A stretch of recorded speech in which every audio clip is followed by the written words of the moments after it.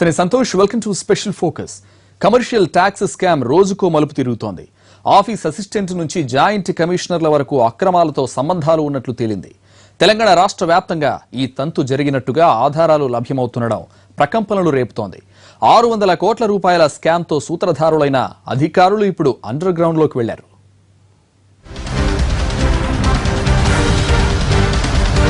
Commercial tax department లో ఇప్పుడు చలాన్ల scam సంచలనం సృష్టిస్తోంది. ఇందులోని పాత్రదారులు, సూత్రధారులు ఇప్పుడు దొడ్డిదారిని తిరుగుతున్నారు. నిజామాబాద్ జిల్లా బోధన్లో ఈ స్కామ్ కు మూలం పడింది. పూర్తిగా కమర్షియల్ ఏరియా అయిన బోధన్లో ఏటా కోట్లాది రూపాయల ట్యాక్స్ కట్టేవారు 20 లక్షల మందికి పైగా ఉన్నారు. జిల్లాతో పాటుగా ఆదిలాబాద్, నిజామాబాద్ జిల్లాల్లో కమర్షియల్ ట్యాక్స్ పెద్ద మొత్తంలో వసూలయ్యే ప్రాంతం ఇది. ఇక్కడ పనిచేస్తే 2 చేతులా సంపాదించవచ్చని ఈ ప్రాంతంలో పోస్టింగుల కోసం అధికారులు పోటీ పడుతుంటారు. తాజాగా ఇక్కడ జరిగిన భారీ స్కామ్ ఇప్పుడు 2 రాష్ట్రాలను కుదిపేస్తోంది.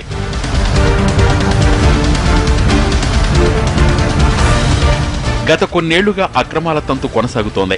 నిజామాబాద్ జిల్లాలో ట్యాక్స్ కన్సల్టెంట్ గా ఉన్న శివరాజు, అతని కుమారుడు సునీల్ ఇందులో కీలక నిందితులు. ప్రభుత్వానికి ట్యాక్స్ ఏ విధంగా ఎగ్గొట్టాలో వీరు సలహాలిస్తుంటారు. వీరికి కమర్షియల్ ట్యాక్స్ అధికారులకు సంబంధాలున్నాయి. శివరాజు సలహాల మేరకు కమర్షియల్ ట్యాక్స్ అధికారులు భారీ కుంభకోణానికే పాల్పడ్డారు.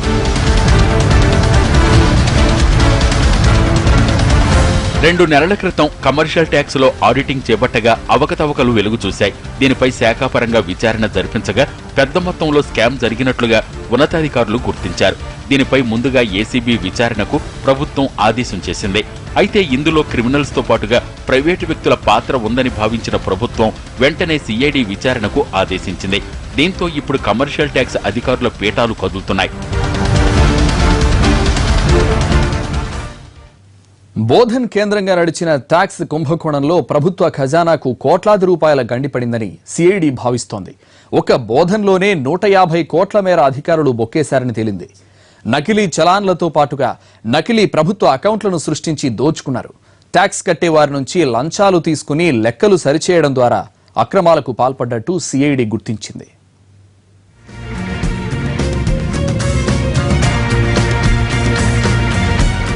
బోధన్ పట్టణంలో మొత్తం 150 మందికి పైగా రైస్ మిల్లర్స్ ఉన్నారు. వీరు ఏటా పెద్ద మొత్తంలో ట్యాక్సులను కడుతుంటారు. వీరినే కమర్షియల్ ట్యాక్స్ అధికారులు ట్రాప్ చేశారు. ఇందులో నిజంగా ట్యాక్స్ కట్టేవారి లెక్కలను కమర్షియల్ ట్యాక్స్ అధికారులు మరొకరి పేర్ల మీద కూడా కట్టినట్లుగా చూపారు. 2 కోట్ల రూపాయలను ఎవరైనా కడితే దాన్ని 4 భాగాలుగా చేసి నలుగురి పేరు మీద ప్రభుత్వ ఖాతాలో డిపాజిట్ చేసేవారు. మిగతా 3 దగ్గర నుంచి డబ్బులు వసూలు చేసేవారు.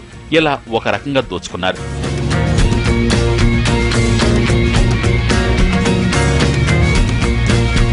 రైస్ మిల్లర్స్ ఇచ్చిన డబ్బులకు నకిలీ చలాన్లు, రసీదులనిచ్చేవారు. వ్యాపారుల నుంచి తీసుకున్న డబ్బుల్ని నకిలీ అకౌంట్స్ లో డిపాజిట్ చేయించేవారు. కమర్షియల్ ట్యాక్స్ డిపార్ట్మెంట్ లో డబ్బు జమ చేయకుండా అధికారి సొంత అకౌంట్ లో డిపాజిట్ చేయించుకుని అందరూ కలిసి వాడుకునేవారు. ఇక్కడ కమర్షియల్ ట్యాక్స్ జాయింట్ కమిషనర్స్ నుంచి కింది స్థాయి సూపరింటెండెంట్స్ వరకు ఈ డబ్బును పంచుకునేవారు.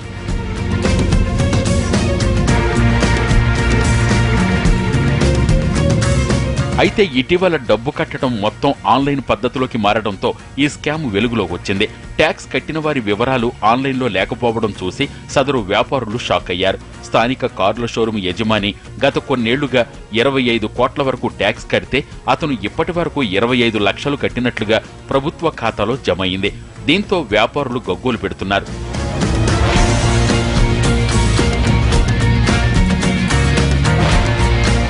ఏసీటీవీతో పాటుగా కింది స్థాయి అధికారులు కలిసి ప్రైవేటు బ్రోకర్స్ ను ఏర్పాటు చేసుకుని ఈ స్కామ్ నడిపించారు. ఇప్పటి వరకు 22 మంది కమర్షియల్ ట్యాక్స్ అధికారులపై సిఐడి కేసులు నమోదు చేసింది. ట్యాక్స్ కన్సల్టెంట్ శివరాజ్ పైన కేసులు పెట్టింది. ఈ పరిణామాలతో కొందరు అధికారులు అండర్ గ్రౌండ్ లోకి వెళ్లిపోయారు. ఈ వ్యవహారంలో 4 అధికారులను ప్రభుత్వం సస్పెండ్ చేసింది. ఏసీటీఓ అధికారుల ఇళ్లపై దాడి చేయగా ఒకరి ఇంట్లో 3.5 కోట్ల రూపాయల డబ్బు దొరికింది.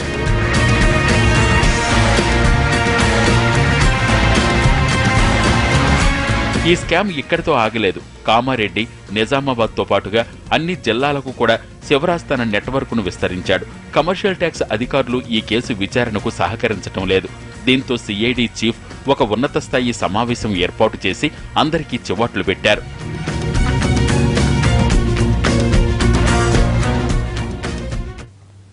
తెలంగాణ రాష్ట్ర వ్యాప్తంగా సంచలనం సృష్టించిన బోధన్ కమర్షియల్ ట్యాక్స్ స్కామ్ లో ఇటు అధికారులు అటు రైస్ మిల్లర్లు ఎవరికి వారు తమ తప్పు లేదంటే తమ తప్పు లేదని స్టేట్మెంట్లు ఇచ్చుకుంటున్నారు.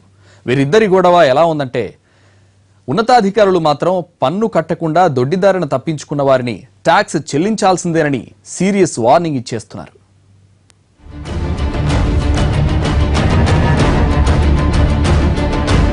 కొత్త రాష్ట్రంలో ప్రభుత్వం అధికారంలోకి వచ్చాక బయటపడ్డ అతిపెద్ద స్కామ్ ఇది. ఇందులో ప్రమేయం ఉన్న అధికారులు, రైస్ మిల్లర్లు, మధ్యవర్తులు, ప్రజా ప్రతినిధుల గుండెల్లో రైళ్లు పరిగెడుతున్నాయి. ఉన్నతాధికారులు 65 కోట్ల వరకు మాత్రమే అక్రమాలు జరిగాయని చెప్పుకొస్తున్నా రాష్ట్ర వ్యాప్తంగా అన్ని కమర్షియల్ ట్యాక్స్ పరిధిలో కలిపి 100 కోట్ల అక్రమాలు జరిగినట్లు ఆధారాలు బయటపడుతున్నాయి.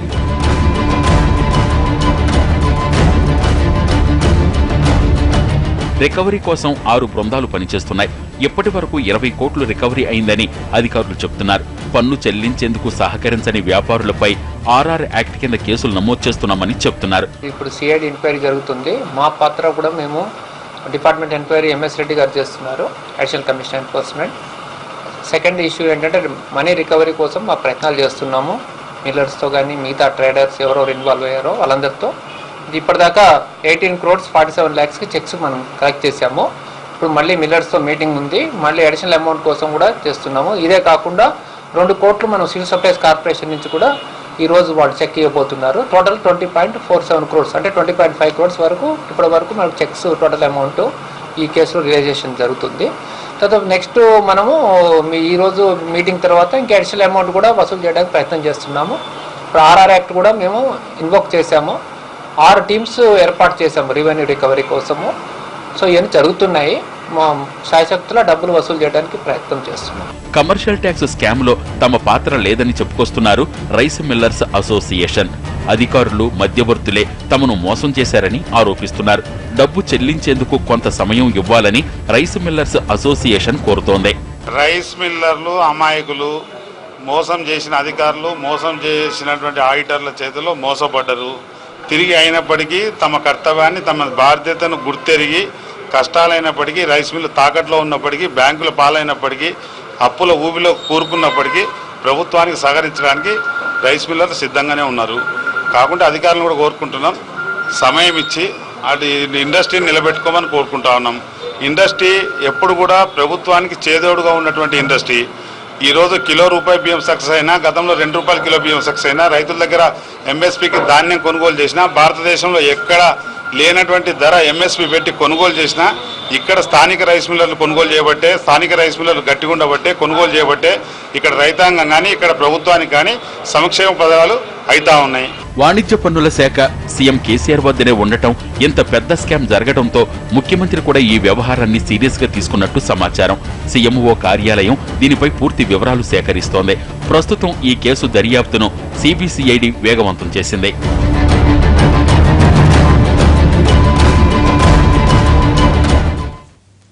కమర్షియల్ ట్యాక్స్ స్కామ్ లో కొత్త విషయాలు వెలుగు చూస్తున్నాయి. 2005 నుంచే ఈ స్కామ్ కు బీజాలు పడినట్టు విచారణలో బట్టబయలైంది. బోధన్లోని 25 మండలాల్లో 2005 నుంచి ఈ కుంభకోణానికి పాల్పడుతున్నట్లు వెలుగులోకి వచ్చింది. ఇప్పటి వరకు దాదాపు 1000 కోట్ల రూపాయలు స్కామ్ జరిగినట్టు అంచనా. ట్యాక్స్ కన్సల్టెంట్లు, అకౌంటెంట్లు, అధికారులు కలిసి ఈ కుంభకోణంలో పాత్రదారులుగా భావిస్తున్నారు.